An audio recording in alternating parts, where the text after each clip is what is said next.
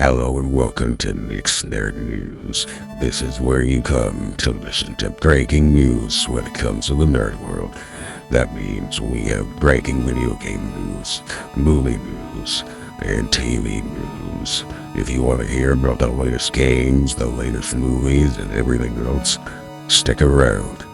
Because here's your host, Nick, from a tiny studio in San Diego.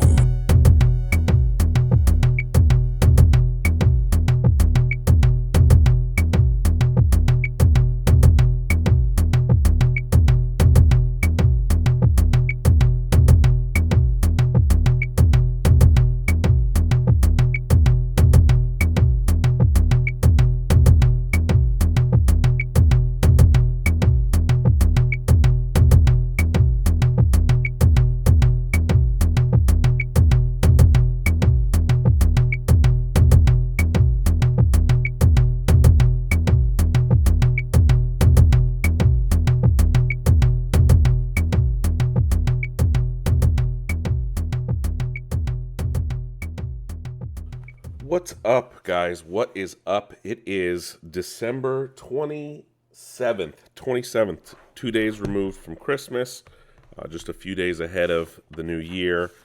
This is episode 293. How are you guys doing? You guys having a good day, having a good week? How'd your holidays go? If you celebrate them, are you excited for the new year or any of that fun stuff? Normally, at this time of year, I would do my top 10 for the year. We're not going to do that this week, mainly because there's a couple more things that I want to watch and play before we get into 2024. Some movies were recently added to streaming that came out this year, so I want to get those knocked out so I can talk about them for you guys and see where they rank on my list for 2023. But other than that, it's going to be good. We're going to talk a little bit about just some news over the last week or so.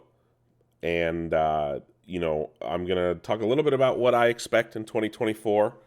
There's some things we can talk about, not a whole lot, but we'll still have a good short little episode today, just a little recap as we get ready for the new year. But as always, you guys can check out us online at nicksnerdnews.com, where you can listen to the show right in your browser, or if you prefer, you can find links to our Spotify page, our Google Podcast page, Apple Podcast page, Amazon Music, iHeartRadio. We're pretty much anywhere podcasts are found. Soon to be on YouTube. I will give you guys an update on once that has gone through. So please do not hesitate to give us a like, a share, a follow, any of those fun places. Hey, guess what? We're also on social media. We're on Threads. We're on Twitter. We're on Instagram. We're on Facebook. And I don't think we're on any... I guess YouTube is going to be both both social media and a place to listen to the podcast. So give us a follow. You can also follow my personal TikTok. That's where I post a lot of show updates as well. That's under the Nick DeFalco. Everything else is under Nick's Nerd News. Let's not dawdle any longer, guys, and let's get to the news.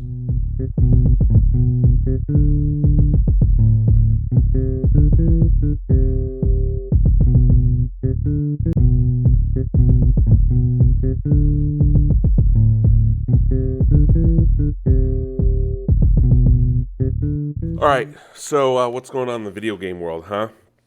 How about this? War Thunder, the online game where you can play, I think, like the War of Tanks or War of Planes or whatever all those games where people play like war games with like tanks and jets and boats and things.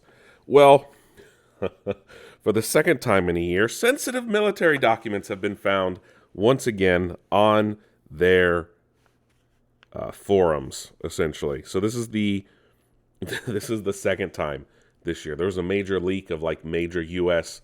wartime documents on their forums, leaked by a member who had a level of security clearance. I don't remember what it was, but this was reported by Task and Purpose. Documents related to the M2A2 Bradley Armored Infantry Fighting Vehicle, one of the main vehicles the U.S. military uses that we've also sold to our allies abroad, were posted on the forums. While it's not necessarily classified, there are in-depth details, I guess, that the military considers classified information or sensitive. There was at least 2 pages of the technical manual uploaded about the hatch turret assembly, spall liner assembly, and others.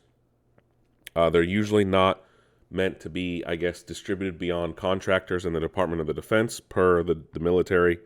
Somehow, again, they were uploaded, but they were removed quickly and were uploaded to the forums, and then were seen on Reddit, Discord, and other places. This is all per Gaijin Entertainment's founder, Anton Udenstev. So this is a little ridiculous that this is getting on these forums, because potentially America's enemies, our allies' enemies, could be seeing these documents online. I don't want to ban military members from playing video games, but maybe not allow them to upload documents? I don't know, man. Don't let them use thumb drives. We can't even use thumb drives at my work, so maybe that's something that should be instituted there as well. So, stop uploading things to War Thunder, guys. Come on. New story from Sony last week. In not a huge surprise, realistically. Kind of, I don't know. It's Sony being Sony as usual. And this is also out of the Insomniac leak that we got last week, that Sony-owned studios were recently under pressure from top Sony brass to enable staff cuts, despite games doing well.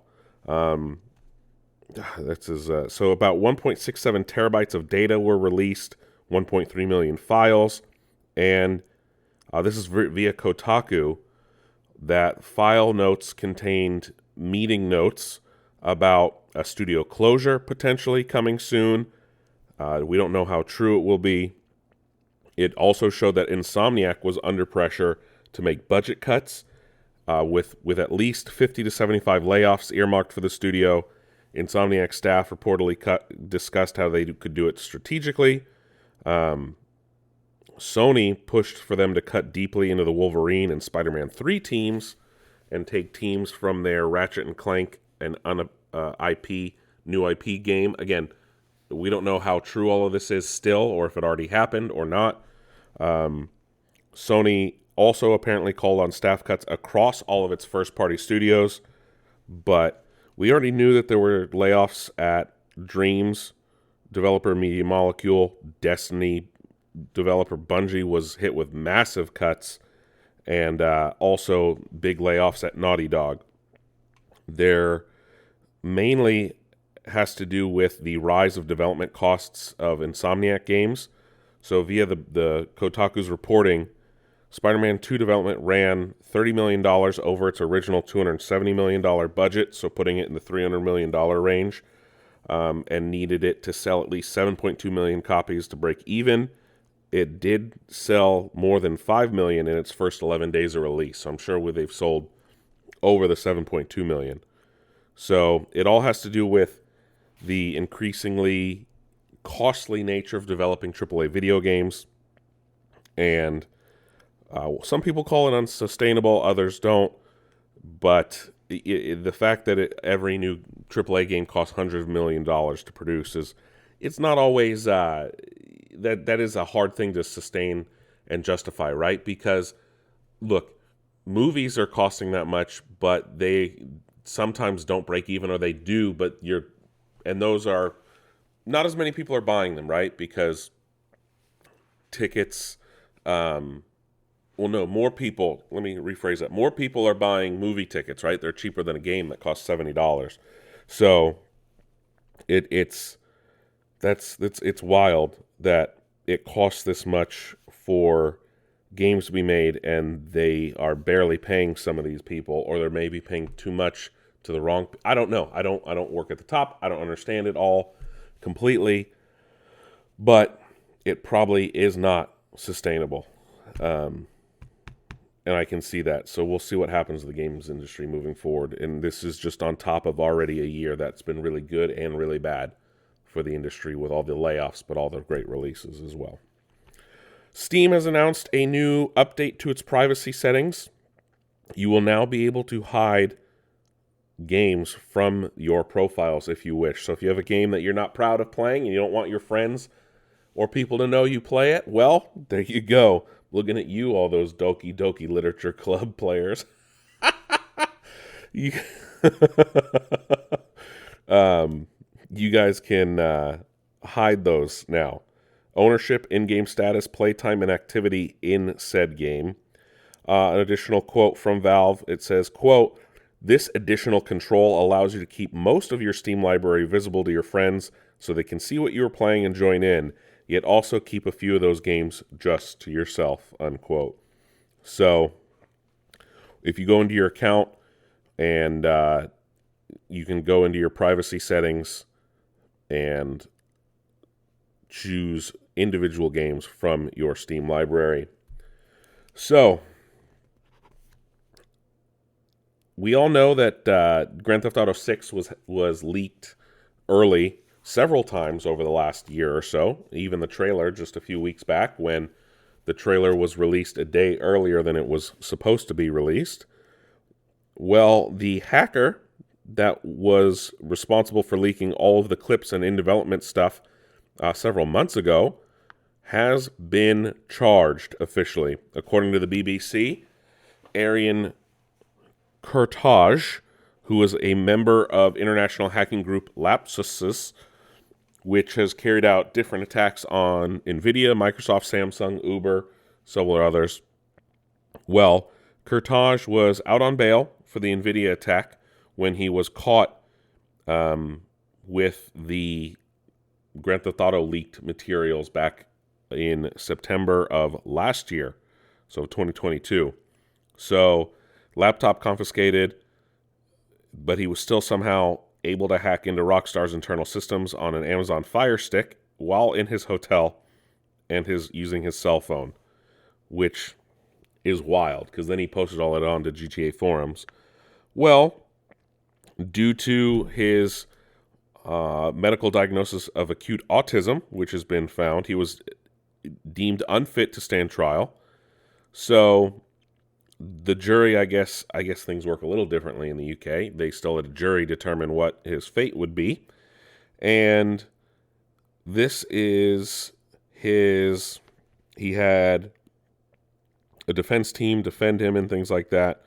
Well, he has been tried and sentenced alongside another unnamed 17-year-old member of the same group, but he has been charged with, his sentence, is indefinite imprisonment in a secure hospital. This kid, wow, this is crazy. I guess in the trial, it also came out that he was, quote, continued to express the intent to return to cybercrime as soon as possible. He is highly motivated, unquote. So this dude just wants to keep committing crimes. Now, yes, one could argue that it's a victimless crime, or it's only hurting big giant corporations and businesses.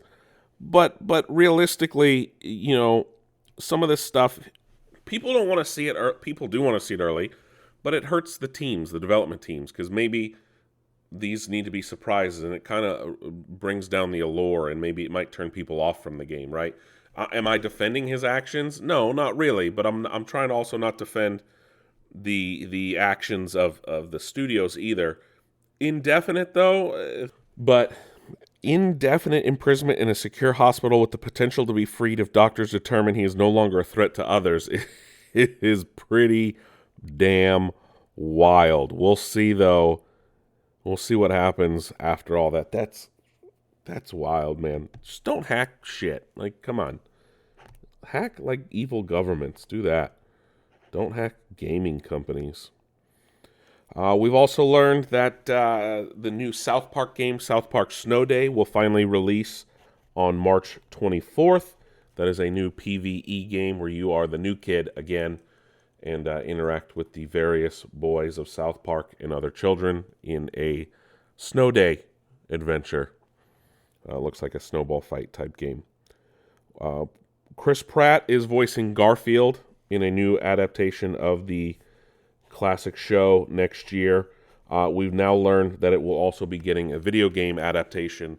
No word yet, though, on if Chris Pratt will be voicing Garfield in the game as well. Sony has opened up and clarified what it's doing with the Discovery content from PlayStation users' libraries. While a few months back they had announced that all of it Discovery-related content would be removed earlier this month, and Sony said it had to do with, quote, due to our content licensing arrangements with content providers, you will no longer be able to watch any of your previously purchased Discovery content, and the content will be removed from your video library, unquote. So, obviously, that was pretty jarring, to say the least, for people to hear, though that's not something that people want to lose access to. Like, say you owned episodes of Mythbusters or Tanked or other things like that. You don't want to lose access to stuff that you have purchased. However, a new update PlayStation released saying, quote, due to updating licensing arrangements, the Discovery content removal plan for December 31st, 2023 is no longer occurring. We appreciate your ongoing support and feedback. What? Okay. Anyway, we learned via GamesIndustry.biz the updated licensing agreement is in reference to a new contract with Warner Brothers Discovery, which will allow you to have access, quote, for at least the next 30 months, unquote.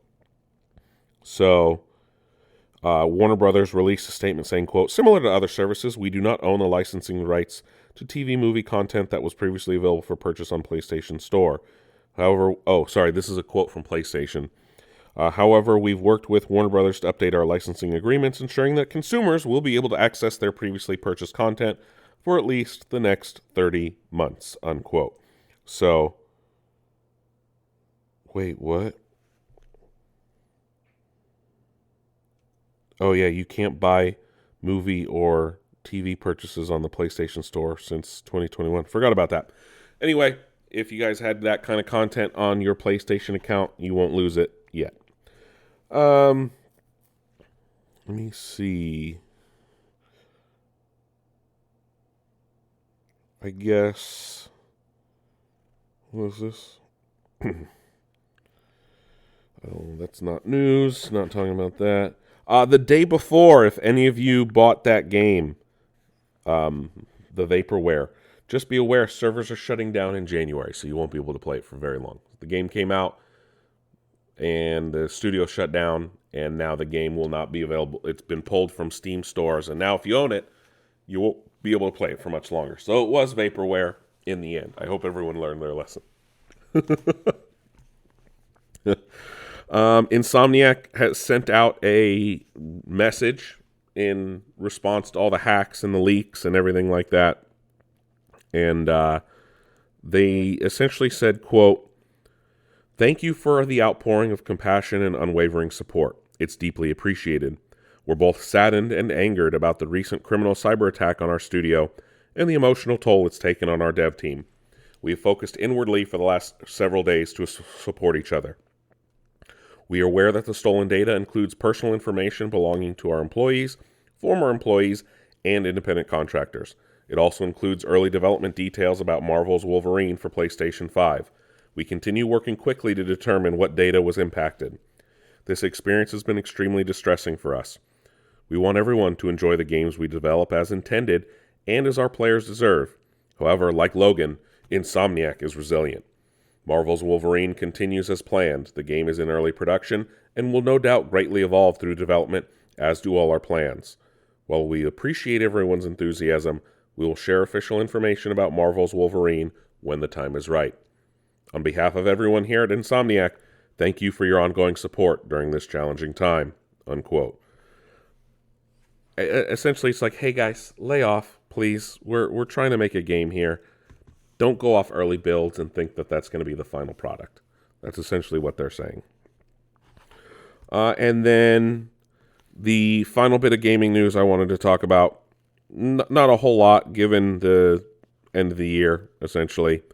But just another not great day in the gaming industry. Versus Evil, which was a big indie publisher, the team behind the Banner Saga trilogy. They also helped make Pillars of Eternity 2 and Deadfire, is closing, shutting down. All employees laid off. So it looks like the parent company Tiny Build laid off the entire team. Saying, quote, "Today is a sad day. After 10 wonderful years, Versus Evil is shutting its doors. We loved bringing you the best indie games we could find and sharing so many happy memories with you all, our amazing community. From the bottom of our hearts, thank you for everything," unquote. That was Versus Evil on Twitter. And it looks like the entire 13-person company was laid off right before Christmas, which is outrageous for that to happen. And it looks like the company that owns them made that decision, not the Versus Evil themselves. But that's acquired. Tiny Build acquired Versus Evil, Red Cerberus, and several others 2 years ago. But it's very strange, given that Atari had recently announced a $2 million investment fund into Tiny Build. So they also, via game developer, Tiny Build also announced they would be cutting jobs after a challenging year. But that's wild, man. That is wild. Sucks for them. I hope they all got severances, because to get laid off a few days before Christmas is outrageous to me. Ridiculous. But I'm sure a lot of them will get picked up because they've made some really great games in the past. And we'll see what happens ultimately. Before we move on to movie and TV, I do want to talk about some of the games, at least I'm excited for, or hope to be excited for in 2024, pending any delays. Not many, not a whole lot. But I have Final Fantasy VII Rebirth, which is the second game in the remake. Suicide Squad Kill the Justice League, which is coming out fairly early. Both that and Final Fantasy VII are early in the year. Star Wars Outlaws expected sometime in the middle of the year. Hades 2, no official release date. And then, of course, any other game that eventually ends up coming out unannounced or otherwise. So, not real crazy in 2024, but I'm sure other things will surprise all of us. So, with that in the books, let's head on up to 5 and see what's going on in Hollywood, huh?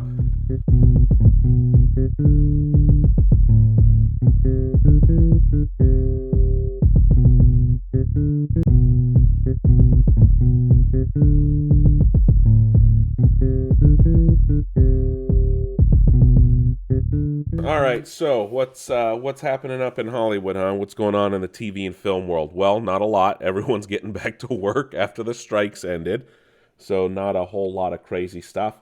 You know, some movies came out over the weekend. I do plan on seeing those, so that's why we're holding off on our top 10s of 2023. So we'll talk about that next week. But let's talk about some news. There's still some news going on, even on a holiday week. Well, Netflix released more pictures from its upcoming live-action Avatar show. They look really good, even so much as releasing some fun trailers and Instagram jokes.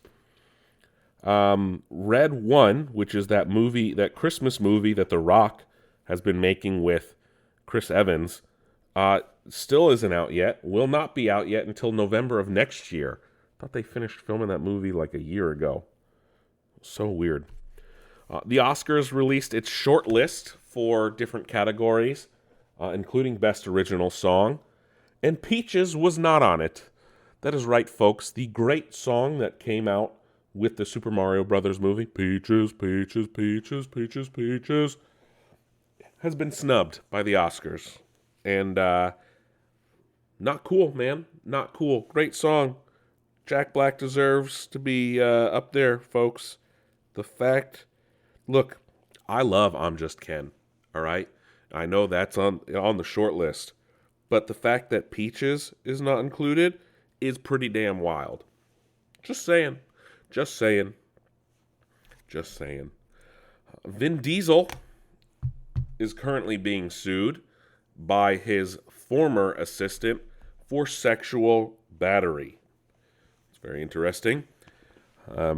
Sexual battery, discrimination, wrongful termination, and numerous other claims filed by a former assistant in Los Angeles this past week, being reported by Vanity Fair. The new lawsuit was brought by Asta Jonason, who worked for Diesel's company in 2010, alleges that, quote, Diesel pinned Jonason, groped her, forced her to touch his erect genitalia, and other accusations, unquote.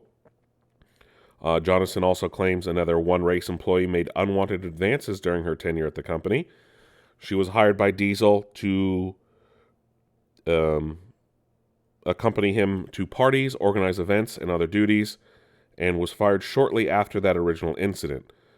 She worked there for less than 2 weeks. Now, it's been 13 years, and I understand it's hard to bring some of that stuff out and accuse big actors and things like that when it is true. I'm not saying she's lying. I'm not. Do not ever think let's let this play out in courts, right? You are innocent until proven guilty on all sides. And I understand, especially with a big name like Vin Diesel, you have to be careful in how you approach it. California, luckily, has essentially removed statute of limitations in cases regarding these types of situations. I applaud them for that, because when you go after people in power, you don't always get to tell the full story or the full truth. So, now when it's over a decade, it's going to be hard to always include memories, right? Her memories, 100%. Those are probably, unfortunately, stuck in her mind for her life. Other people, memories might not be so great. So it's a little harder. Doesn't mean it's not true. But it's still, we have to take all of this and let the courts play it out, right? Hopefully the courts will make the right decision when it comes to that. Via the complaint, it says, quote, Miss Jonason was fired courageously resisting Vin Diesel's sexual assault. Vin Diesel would be protected and his sexual assault covered up. Miss Jonason felt helpless, her self-esteem was demolished, and she questioned her own skills and whether a successful career would require her to trade her body for advancement, unquote. Look, that shit ain't right. You shouldn't have to do that to move up in companies. Your skills, and I know it's weird from me, a man, to say this, right? Because we're traditionally the ones that have been given the reins and the free passes and things like that. So, but I agree, man. I've never agreed with... I agree in the fact that you shouldn't have to sell your body in any way, shape, or form to move up. You should be able to move up on your merits, regardless of who you sleep with or what's in your pants, right? That's a matter of fact. And the fact that some people have to do that to move ahead, or they get blacklisted or fired in her case, is ridiculous. Do I think Vin Diesel's innocent? I don't know. Do I think she's telling the truth? More than likely. Could she be lying? Could Vin Diesel be guilty as hell? Yes to both of those. Again, we got to let the courts play it out, man. I'm not going to be in the business of taking sides on this stuff anymore, because that can get real messy real quick. But hopefully it doesn't get dragged out and take years in court, and things can be resolved quickly. Marvel has announced that X-Men 97 will get a prequel comic before the show airs sometime this year. Speaking of Marvel, What If has been on for the last few days. Season 2, leaps and bounds better than Season 1 off the voice cast alone. That will end later this week, so we'll talk about it on next week's. I'll talk about the whole season as a whole, because they kind of released They've been releasing every day since the 22nd, I want to say, or 20th. I don't remember, but it's been like every day for like a week almost. We'll talk about that next week. With it being Christmas, Christmas movies get brought up. Characters in Christmas movies get brought up. And I want to talk about a trend that's been going on, even hit major networks like CNN and things like that. And I just think it's really ridiculous that people are even bothering wasting their time on. And it has to do with all this hullabaloo around the family in Home Alone, the McAllisters. Like, I don't give a fuck. I don't give a fuck in any way, shape, or form the amount of money they have or what percent they live in. Apparently they live in the 1%. Like, cool. They live in a big giant house. How was that not fucking obvious from the start? I don't need to know what kind of money the movie characters make when it's not stated. I don't need to know what their jobs are when we're focusing on Kevin living and trying to take out some would-be crooks. Okay, I don't care in any way, shape, or form how much money they got in the bank, right? This is nonsense. This is fucking nonsense, and people are just trying to be distracted from the realities of the world. They're trying to be distracted from everything else going on. Don't get me wrong. I go and watch movies and play video games to get distracted.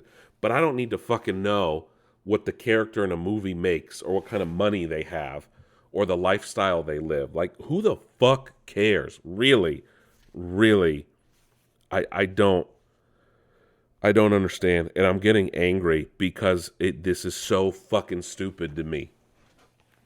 That this is even taking up time on major networks and eating up pages in a major newspaper. Or the fact that they went to like a Federal Reserve branch to figure it out. Get the fuck out of here with that shit. Like, oh my God. Uncontrollably angry over it. Because it's so ridiculous. So ridiculous. Moving on to something for me to not be angry about. Scream 7, after losing both of its main stars, has now lost its director. Christopher Landon has confirmed he has left the film, saying, quote, "It was a dream job that turned into a nightmare," unquote, on Twitter. So, yeah, he said, quote, "I guess now is as good a time as any to announce I formally exited Scream 7 weeks ago. This will disappoint some and delight others. It was a dream job that turned into a nightmare, and my heart did break for everyone involved. Everyone. But it's time to move on. I have nothing," unquote. Or I have nothing more to add to the conversation other than I hope Wes's legacy thrives and lifts above the din of a divided world. What he and Kevin created is something amazing, and I was honored to have even the briefest moment basking in their glow, unquote. So, I guess this has to do with Radio Silence stepping away after directing Scream 6. They went to go work on a different movie, and Landon took over for 7. And he also directed We Have a Ghost, Happy Death Day, Freaky, and Paranormal Activity, the marked ones. This, I guess, happened after its first star was fired over comments she made on Instagram due to the ongoing conflict in Israel and Gaza. Then we learned that, what's her name? The girl on Wednesday. She left the movie for scheduling reasons. And, yeah, this is... anyway, I don't think Scream 7 is going to happen for a while. That's fine. Let it rest again for a while. We got 5 and 6, and they were both really good. Aquaman has won the weekend, and despite not making a whole lot of money, it made $28.1 million at the North American box office over the weekend. This was as per Sunday. This is before Christmas Day. It also is expected to earn at least $40 million over the Christmas holiday weekend. But it did bring in $80 million overseas over the weekend, bringing a global total to $120.1 million. While it did not make as much as Aquaman's the original Aquaman's opening weekend. It also puts it below the Marvel's opening weekend, which was $47 million. And it's even below The Flash, Shazam, but better than Blue Beetle. Obviously, this is the final film in the DCEU, which is essentially the Snyderverse. It has high ratings for audience scores, which is at 72%, but 36% for critics on Rotten. So, Wonka took second place, and Migration took third place. Anyone But You took fourth, and some other movies rounded out the top five. Speaking of that, we also learned that The Color Purple had an amazing Christmas Day opening. The second best Christmas Day domestic box office opening of all time, with $18.15 million on Christmas Day alone. So the only movie that beat The Color Purple on Christmas Day was Sherlock Holmes from 2009, which had taken in $24.6 million that year. So let me see. Several other movies it outdid is over the whole weekend, The Color Purple moves into third place, and Aquaman moved up to $38.3 million over the 4-day weekend. So Migration and Anyone But You moved down a spot. Interesting that Migration didn't earn any more, considering that is a family film. Let's see. Todd Phillips shares new behind-the-scenes images of Joaquin Phoenix and Lady Gaga in Joker Folie à Deux. I don't think that movie doesn't need to be made. And then, as a reminder, this was reported a while ago, Amazon has confirmed that Prime Video movies and TV shows will start showing limited ads starting January 29th, 2024. If you wish to forego ads, it will cost an additional $2.99 a month, as we have learned. And final bit of stuff I do want to talk about. About a week or so back, Alan Ritchson was being interviewed. He is the man behind Jack Reacher on Amazon Prime Video. He was the main bad guy in Fast X, Fast 10, whatever you want to call it. I always loved him in Blue Mountain State back in the day. He has thrown his hat into the ring about potentially playing Batman in the future. I have no issue with Alan Ritchson. I think he's a decent actor. I think he could probably... Oh, he was in the Hunger Games, too. Forgot about that. And Ninja Turtles. I think he could be a good Batman. He's got the jawline, which technically would be required. He's a little older. He is in his 40s. I don't know if they want to go with an older Batman like that. He did play Hawk on Titans as well. Really good there. So, again, I think he could... no shit, he played Aquaman on Smallville for like a few episodes. I think he could be a good Batman. He is blonde. That might be a problem. But I just... I think he could do well. Again, I don't know if James Gunn wants to go with an actor in their 40s to play Batman, though. So that's the only question. He is... How tall is he? In inches, people. What the hell is meters? I don't remember. That's 6... He's over 6 foot, so that's fine. I don't know why Bing went to meters. Okay.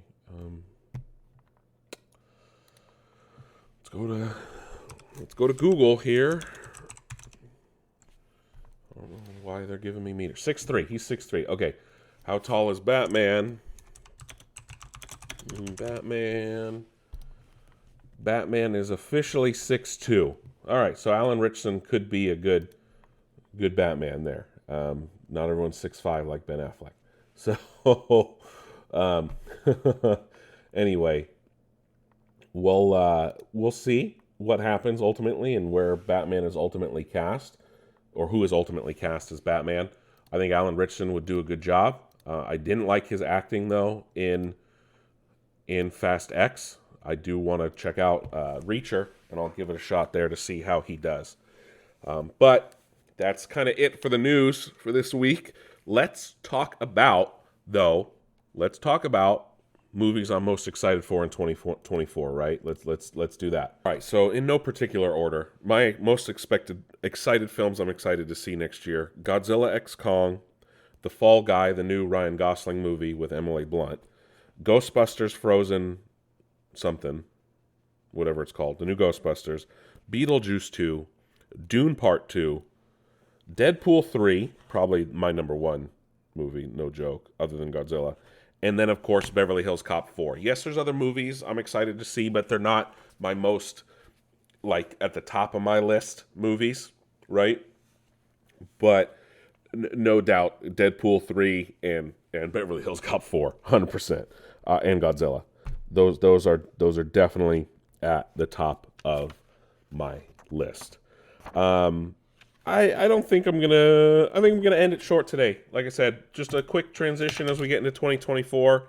I will have my top 10s next week for 2023. We'll also we're gonna do the top 10 movies of my birth year, and then we'll start getting back into the top 10 movies of the 90s. I know we've kind of fallen off a bit over the last few weeks, but we'll get back to that.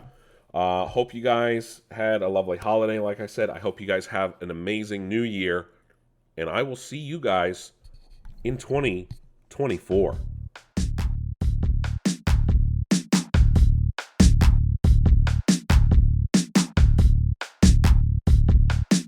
This has been a production of Nixoner News. Please do not use without implicit faxed permission. And yes, that means